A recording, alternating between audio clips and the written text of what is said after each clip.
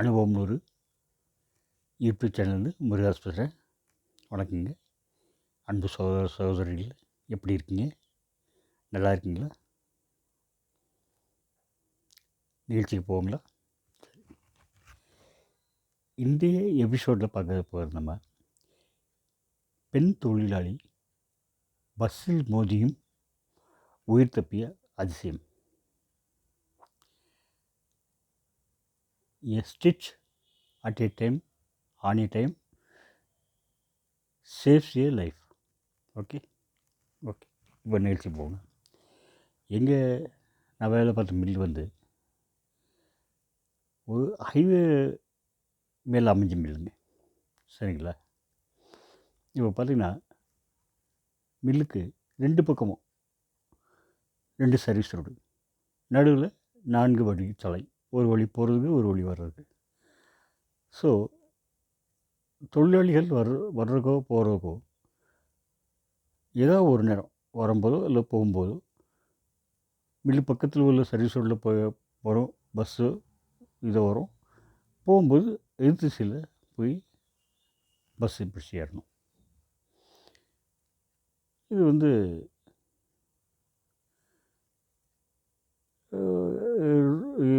இதான் நடைமுறைன்னு வச்சுங்களேன். சரி, இப்போ என்னென்ன ஒரு பஸ் வந்து இந்த ஈவினிங் நேரத்தில் ஒரு பஸ்ஸு வந்து எதிர்திசையில் வருதுன்னா அவங்க மொத்தம் 6 ரோடை கிராஸ் பண்ணணும். அதாவது முன்னாடி பக்கத்தில் இருக்கிற சர்வீஸ் ரோடு ஒன்று, ரெண்டாவது 4 வழிச்சாலையில் 2 பக்கமும் போகிற பஸ்ஸு இல்லை வாகனங்கள், அடுத்து 3வது 4வது ரோடு சர்வீஸ் ரோடு. ஸோ அந்த ஹைவேயில் போகும்போது கரெக்டாக வண்டி வர்றான்னு பார்த்துக்கிட்டே போகணும். ஏன்னா ஹை ஸ்பீடு ஹைவே இல்லையா, எல்லா வாகனமும் பயங்கர ஸ்பீடாக வரும். அந்த நேரத்தில் யாரும் கிராஸ் பண்ணுவாங்க அப்படின்னு நினைக்க மாட்டாங்க, யாரும் பார்க்க மாட்டாங்க. அதனால் வாகன ஓட்டிகள் மேலே தப்பு இல்லை, நம்ம தான் பார்க்கணும். சரிங்களா? இது நடைமுறை.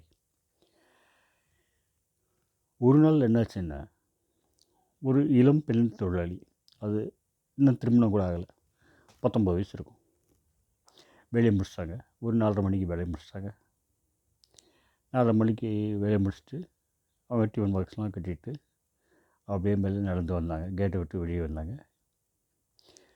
வெளியே பார்த்திங்கன்னா எதிர்த்து திசையில் அவங்க பஸ்ஸு அந்த ஸ்டாப்பை நோக்கி வந்துட்டுருக்கு. ஸ்டாப்பை நோக்கி மெல்ல வந்துட்டுருக்கு. அந்த பஸ் விட்டு அடுத்து 1/4 மணி நேரம் 20 நிமிஷம் நிற்க வேண்டியிருக்கும் ஸ்டாப்பில். இவங்க என்ன பண்ணாங்க, அந்த பஸ்ஸை பிடிக்கிறதுக்காக திட்டு இந்த சர்வீஸ் ரோடு, அந்த 4 வழிச்சாலை கடந்து அந்த பக்கம் இருக்க சர்வீஸ் ரோடுக்கு ஓடி போக ரெடியானாங்க. இதுக்கு ஜஸ்ட்டு ஒரு ஒரு நிமிஷம் முன்னாடி என்னென்ன, இந்த மில்லு பக்கத்தில் இருக்க ஒரு சர்வீஸ் ரோட்டில் ஒரு பஸ்ஸு வந்து வந்துட்டு இருந்தது. அந்த பஸ்ஸு வந்து மில்லு பக்கத்தில் பஸ் ஸ்டாப்பில் தொழிலை இறக்குறது ஏற்றுறதுக்காக அதை வேண்டி ஸ்பீடு வந்து ரொம்ப கம்மி பண்ணிட்டார் அந்த டிரைவர். 20 கிலோமீட்டர்லேருந்து 15, 10 அப்படின்னு கம்மி பண்ணார். இந்த பொண்ணு வந்து அந்த பஸ்ஸு வர்றதை கவனிக்காமல் கரெக்டாக பஸ் மேலே மோதிடுச்சுங்க. பஸ்ஸு ஸ்பீடு வந்து கம்மி தான், இன்னும் 10 கிலோமீட்டருக்குள்ளே தான் இருக்கும்.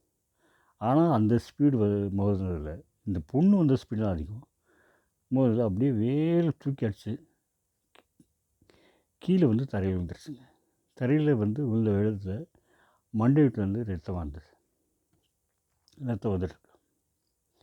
இது கரெக்டாக 4:30 மணிக்கு சம்பவம் நடந்ததுனால மில்லில் எல்லாம் செக்யூரிட்டி இது எல்லாமே செக்யூரிட்டி ஆஃபீஸர்ஸ் எல்லாமே இருக்காங்க, மேனேஜர்ஸ் எல்லாமே இருக்காங்க.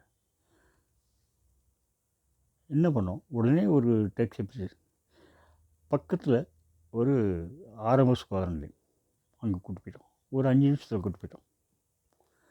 கூட்டி போயிட்டு அங்கே அந்த ரத்த காயம் வந்தீங்களா, அங்கெல்லாம் வந்து ரத்தம் தொடச்சி விட்டு மருந்தெல்லாம் போட்டுவிட்டு அவங்க ஆரம்ப சுகாதாரத்தில் சொல்லிட்டாங்க, இது வந்து மேலே தூக்கி கீழே போட்டனால, பஸ்ஸில் இடிச்சு கீழே மேலேருந்து தூக்கி போட்டனால நீங்கள் வந்து மதுரை ஹாஸ்பிட்டல் கூப்பிட்டு வைங்க அதில் கொண்டு போயிட்டு ஸ்கேனிங்லாம் பண்ணி பாருங்கள் அப்படின்ட்டாங்க. சரின்ட்டு நாங்களும் ஆம்புலன்ஸ் பிடிச்சி மதுரை ராஜாஜி ஹாஸ்பிட்டல் கூட்டி போயிட்டோங்க. கூட்டி போயிட்டு அவங்க எம்ஆர்ஐ ஸ்கேன் என்ன டெஸ்ட் எடுக்கணுமோ எல்லாம் எடுத்தாங்க. எடுத்துகிட்டு ஒரு 6-7 மணி நேரம் கழிச்சு சொன்னாங்க, ஒன்றும் பயப்படுறது எதுவும் இல்லைங்க அப்படின்ட்டு. இன்னும் ஒரு நாளில் கண்டுபிடிச்சிடுவாங்க, ஒன்றும் பயப்படுறது இல்லை, பிரெயின்லாம் எந்த டேமேஜ் ஆகலைங்க, எல்லாமே நல்லா இருக்குது அப்படின்ட்டு. எங்களுக்கு ஒரு நிம்மதி ஏற்பட்டது. அப்புறம் தான் டாக்டர் சொன்னாங்க, அந்த இமீடியட்டாக அந்த 5 நிமிஷத்து அந்த மெடிக்கல் மெடிக்கல் அசிஸ்டன்ஸ் கிடைச்சது ரொம்ப நல்லா போச்சு. ரத்தம் வந்தது தொடச்சிட்டாங்க. ஒன்று, அங்கே ஆரம்ப சுதந்திரத்தை. 2வது, ஃபர்தராக இது ரத்தம் உறையாமல் இருக்க மூளையில் ரத்தம் உறையும் இல்லையா, அதெல்லாம் உறையாமல் இருக்க ஒரு இன்ஜெக்ஷன் போட்டாங்க.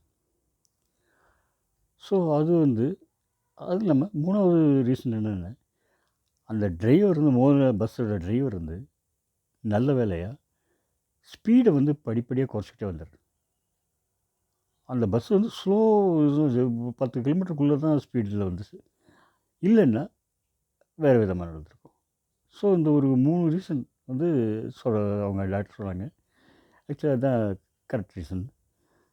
அப்புறம் ஒரு வாரம் பெட்டில் இருக்குன்னு சொன்னாங்க. அப்புறம் அவ்வளோ 2 நாள் இப்போ ஒன்றும்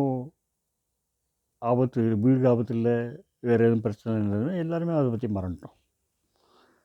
நான் அப்புறம் ஒரு வாரம் 10 நாள் கழிச்சு கேஸில் அந்த பொண்ணு வேலை பார்க்குற டிபார்ட்மெண்ட்டில் அப்படியே போனேன். அவன்கிட்ட அந்த பொண்ணு டிபார்ட்மெண்ட்டில் வேலை பார்த்துருக்கு. எனக்கு ரொம்ப ஆச்சரியம். என்ன பஸ்ஸு மோதி மேலே தூக்கி 10 அடி தூக்கி கீழே விழுந்த பொண்ணு கீழே தலை குமிஞ்சிக்கிட்டு வேலை பார்த்துட்ருக்கு, நார்மலாக வேலை பார்த்துட்ருக்கு, எந்த வித பாட்டமும் இல்லாமல். ஸோ அப்போ தான் எனக்கு மனசில் பட்டது, ஏதாவது விபத்து நல்லதோ இல்லை வேறு ஏதாவது காயம் ஏற்பட்டதோ உடனடியாக மருத்துவ உதவி கிடச்சதுன்னா ரொம்ப நல்லாயிருக்கும். அந்த வகையில் அந்த பொண்ணு கொடுத்து வச்சு பொண்ணுங்க. கரெக்டுங்களா? நீங்கள் உங்களுடைய கமெண்ட்ஸில் போட்டுருங்க. நன்றி, வணக்கம்.